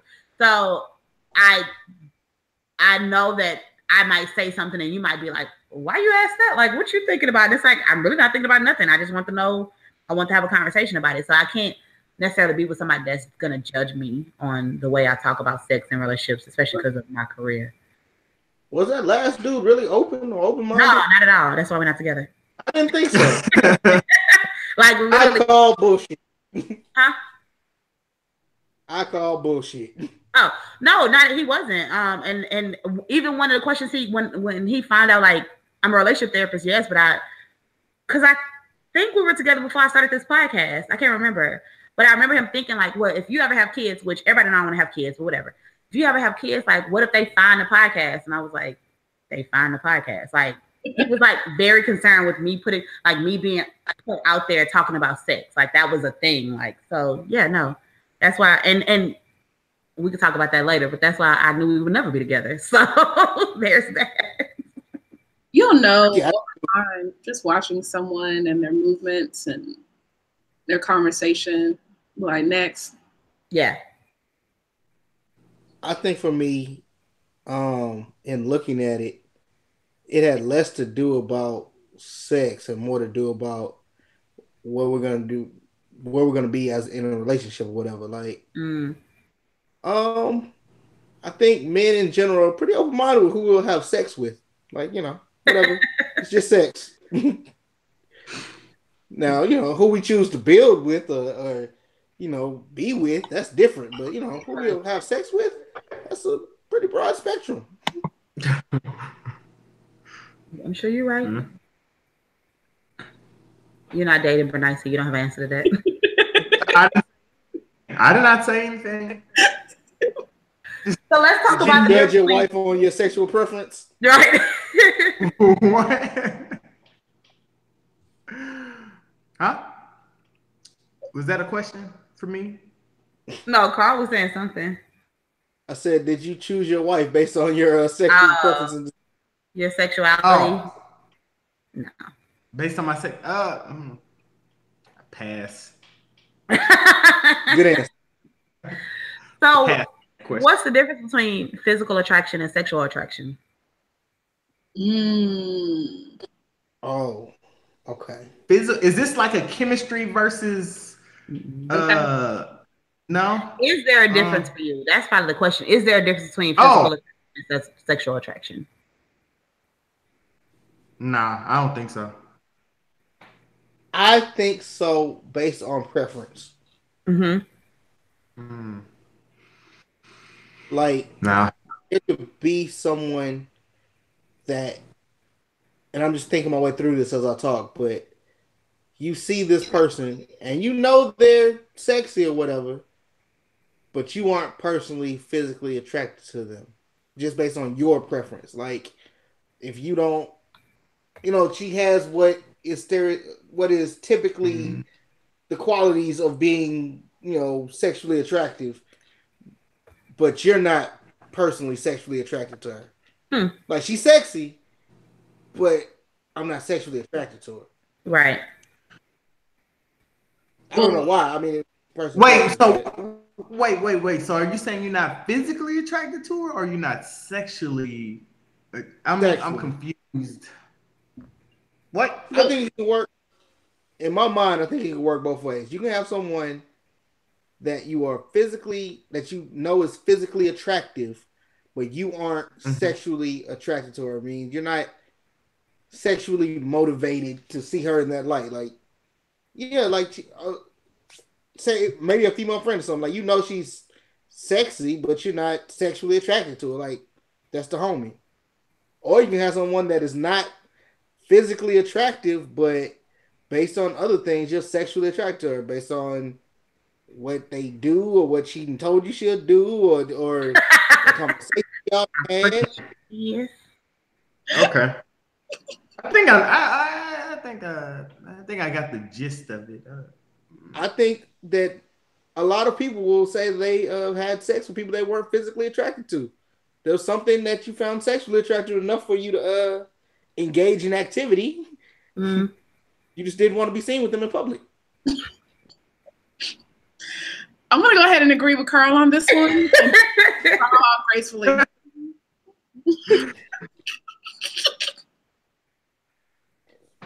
That's so funny. I mean, I definitely agree. I'm surprised that you say that because I feel like we've kind of had a similar conversation in the past, and most of the guys said that anybody that they were physically attracted to, they were also sexually attracted to. Like, if I find you physically attractive, I am very open to having sex with you as well. And maybe you wouldn't because of XYZ, like, oh, you date my homeboy, so no, I can't have sex with you. But that doesn't mean I'm not sexually attracted to you. I look at it like when I think of sexually attracted to someone, I have in my head envisioned myself having sexual intercourse with that person. Okay. And so you and I have had conversations where I have found a person very physically attractive, but right. I've never just felt sexually attracted. Like, I've never even just thought about, oh, if we were to have sex. It was just like, I know this person is sexy to me. Right. But I've never had that energy. I mean, no, I'm the exact same way. I definitely have met a lot of dudes that I think are fine and handsome and all that kind of stuff. Like, it takes a mental connection for me to want to have sex with somebody. It's very few guys that I've seen walk in. Well, few. It's been few, but it's very few that I've seen like walk in. I was physically like, yes, he is good looking. I'm attracted to him physically, and I was attracted sexually because it really is a mental thing. Like, if we don't connect mentally, then I'm good. Like, I could keep it moving. I don't know if it's for me. I don't know if it's a mental thing. I just think it's a thing. Like, there's been people I've just seen, had no conversation with, and like been sexually attracted to. Okay. There's people that like I said earlier, there's people I've been extremely sexually attracted to that I wasn't necessarily physically attracted to. Right. I feel like what sparks either one of those. Yeah. I mean, you never know. I guess it's different for every person. Bernice? His ass off, ain't he? What's happening over there? Nothing. Nothing. Keep it. No, go ahead. Proceed. I'm just gonna skip. No, right. So as far as because Michelle kind of said something about this earlier, but your sexual interest, like, and what you're willing to try sexually, how does that change depending on the person that you're dating? Trying to figure out if they about that life or not. Yeah.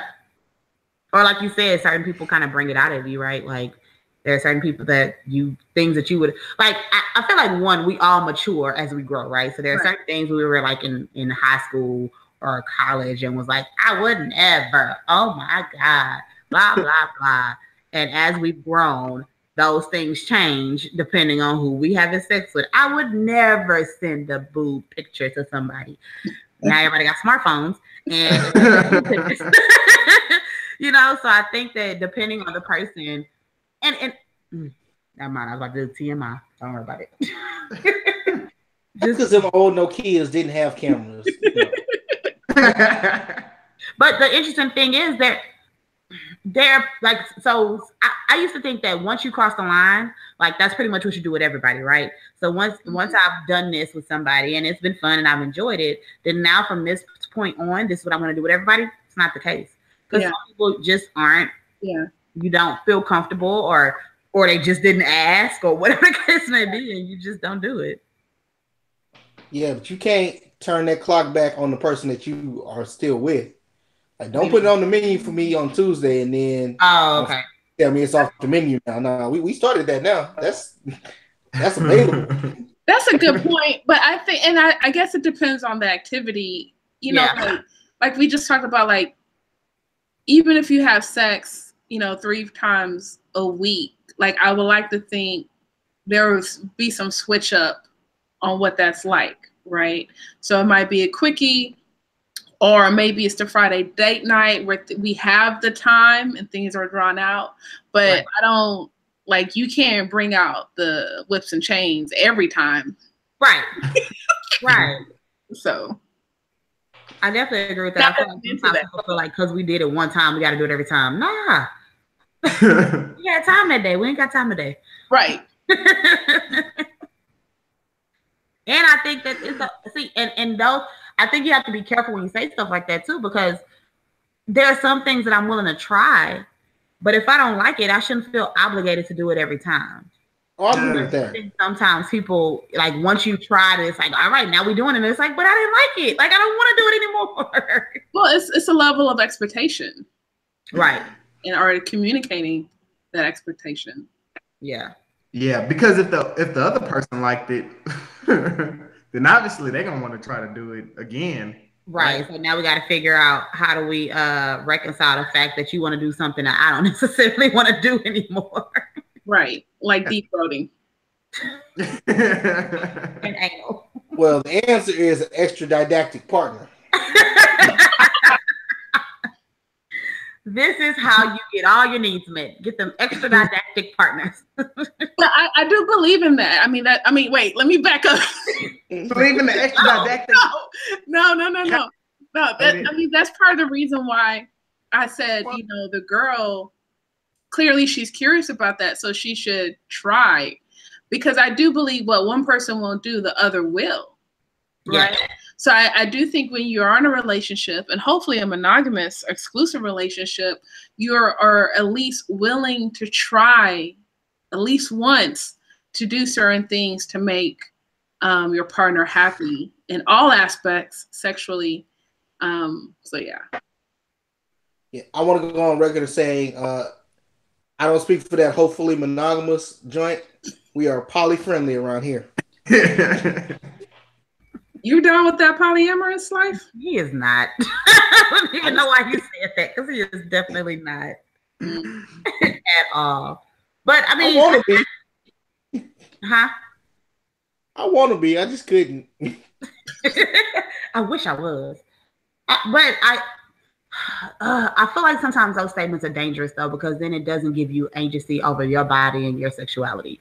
Like when you're telling me that if I don't do something, you're gonna find somebody else that does. I feel like I should have a say in what, like, I can be willing to try a lot of things, but if I just don't like it, or if it makes me uncomfortable, I shouldn't be forced to do it just because that's something. I agree with that. And you got to respect the boundaries in that process. And there's some things you may not want to try, and that's that. And I agree. Yeah, but I do think you have to be honest about like what, like, are you just saying that because you don't want to try it, or because you like if you tell me I refuse to like do oral sex because it's triggering to me, and then that's something we gotta talk about. And we, that might be a determining factor of how this relationship moves forward. So I don't think there's anything wrong with it's a fine line. I just think you have to have that comfort level to be able to discuss it, because if you don't, then all hell will break loose. So you just need to be able to at least have that conversation and be able to talk about it and try to come to some type of an agreement. And if we can't, then we just got to figure out what to move on from there. But I don't think you should don't ever threaten somebody with well, if you don't do it, yeah. Somebody else did. I know. I'm just saying. I'm like, not there. Well, see, that brings me back to my point before. Yes, you should have all the agency over your own body and what you do, but depending on the other person's needs, if you're saying if that person feels like this is a need and you can't meet that need, then yes, y'all truly need to either be apart, or he needs to go outside and find, y'all need to figure out what is going to happen with that. Right. I'm not saying that, I'm a strong advocate of saying that you shouldn't do anything you don't want to do. Right. But if your partner feels that strongly about it, and it may be something, if it's something that he just wants, or she just wants, and it's not a need, then fine. Y'all got a discussion, and maybe it needs to happen, or maybe it can happen, and maybe it can't. But if it truly is a need of one party, right, that the other party can't meet, then that might be a breakup thing. It might not be as simple as just saying we don't do that. Yeah. Yeah, I agree. So what and I guess this kind of goes along with that question. Like, what's the difficulty in like complying? Like, let's say you're in a relationship with somebody, or y'all are fucking around, or whatever the case may be, and they're saying like, this is what I like sexually. I need you to do this, this, and this. Why do people fight that so much and try to say like, I already know because I know how to do what I need to do and blah blah blah? Why do people fight that? Do you think? Where they don't want to listen to what you're saying, they feel like they already know the playbook, so they don't need to listen to you. People don't know shit. Pride. They don't. I think sex is subjective, right? Or let me say, if you're good in bed, that's subjective. But because you may have been great, but you're over here trying to give me a vaginal orgasm when I know I orgasm in other ways, right? In other methods and techniques. Right. Like, so regardless of your track record or what you believe, what they've been telling you, yeah. You know, so I mean, these are the conversations I have with my friends. Yeah. Carl, you were saying pride? Yeah, I think a lot of it has to do with pride and ego. Like, okay, there's something it's prideful about knowing how to please someone. So you wrap some part of your ego in the fact that you know how to do certain things. And so when you come into a situation where you want to show what you got. And so that's why you won't accept advice all the time. Even when she's telling you directly, like, this is how you please me. Like, literally, steps 1 through 10 on how to please Ebony, and you still like, nah, I got it. Pride. Yeah. I got this. That's just ridiculous. He got it. He's right. That's quite ridiculous. But nice, you got anything to add to that? No, I don't. Nothing constructive, at least. I want to hear even more. Nothing constructive. But I think the other thing is, how do you go into it? Like, when you have that conversation, is it before y'all have had an experience, or is it like, okay, we've been together for a while, let me explain to them what I like? Like, if you go into it, all right, look, before we have sex, this is what I need because people don't be knowing how to please me, right? And at that point, it's like, but you ain't even gave me a shot. Like, I ain't even get a chance. Yeah.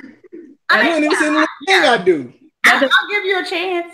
But again, for me, that's the whole point of having those conversations ahead of time. Do you have vaginal orgasms? Do you have clitoral? I have clitoral. I know how to give that vaginal. All right. You can try. But I'm telling you what I know about myself. You know, like, so it's not like I'm going to cut you off. Like, no, don't even stick a penis in me because I already know. We could try. But I'm telling you what I know about myself.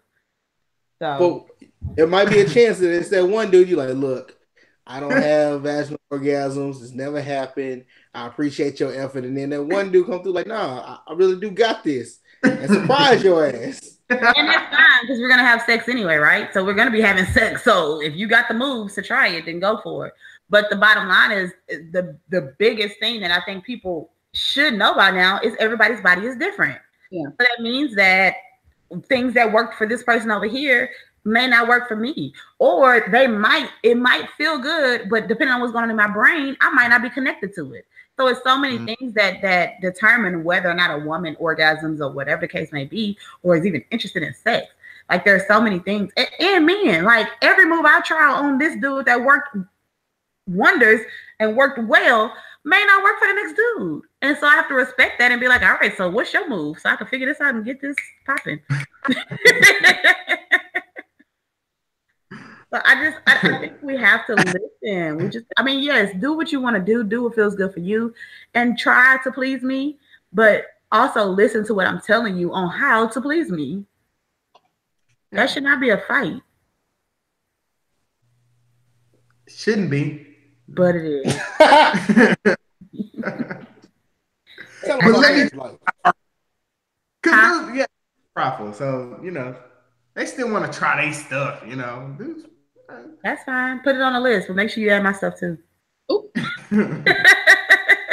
I guess, yeah. I just feel like that's a crazy, not crazy, whatever. People have their own hangups and blah blah blah. But I just think that's a very it's interesting that people that's a problem. Like I can literally tell you I like this, this, and this, and then you say, "Oh no, but I know how to do it better." With my body though, like how long you had my body? Because I've been having my body for a long time.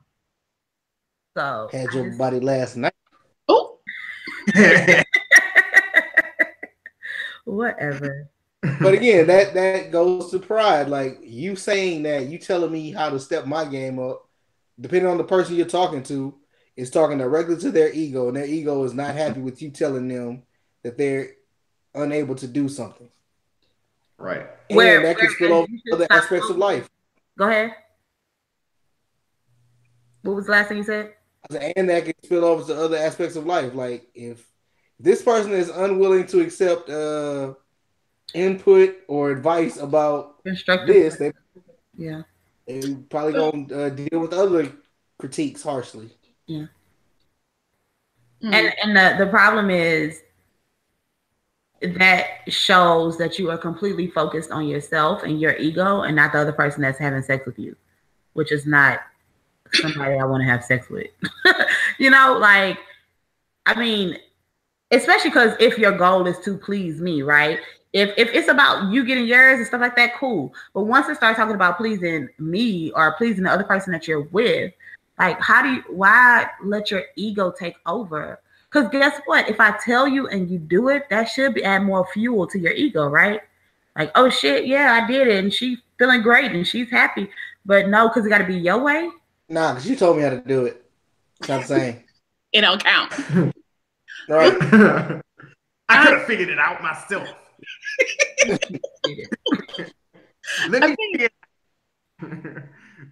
I think through my experiences, I have broken it down into two things. You have performers and you have lovers, right? And then you have performers. Those are the guys, they fucking just to be fucking. Right. Right. I gotta show out something. They just fucking. It's like, oh, okay, it's not working, but keep up. Good for you. If only we had a camera. And I hate the lover, and I kind of use that loosely for the lack of a better word, but that is the person that is, whether it's a one-night stand or a 3-year relationship, like they are invested in you, your body, your pleasure, your satisfaction. And a woman needs that at the end of the day, especially the first couple of encounters. Right. Depending on where you are. But yeah. But that's what I've learned. Yeah. I agree with that. I think the big difference is are you present and paying attention in what we're doing, or are you caught up in what you normally do in the past, right? And so the lovers are probably way more attentive and present in what's actually going on during the sexual activity, as opposed to this is my move. On every woman. Right, on every single person. And like 3 of them said they liked it. I struggled sticking with it.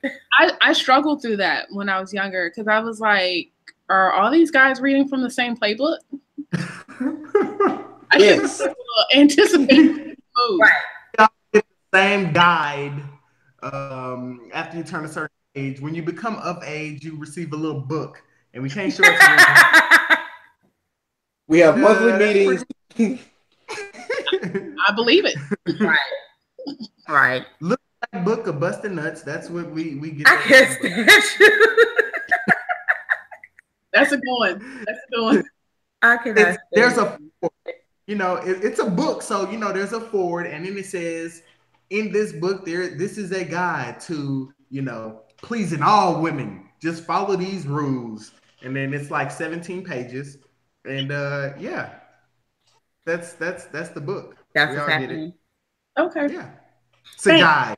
I've always wondered that. Thank you. Yeah. Right now you know it was a secret. Yeah, now it's out. All right. Any other things to add to this sexuality conversation? No.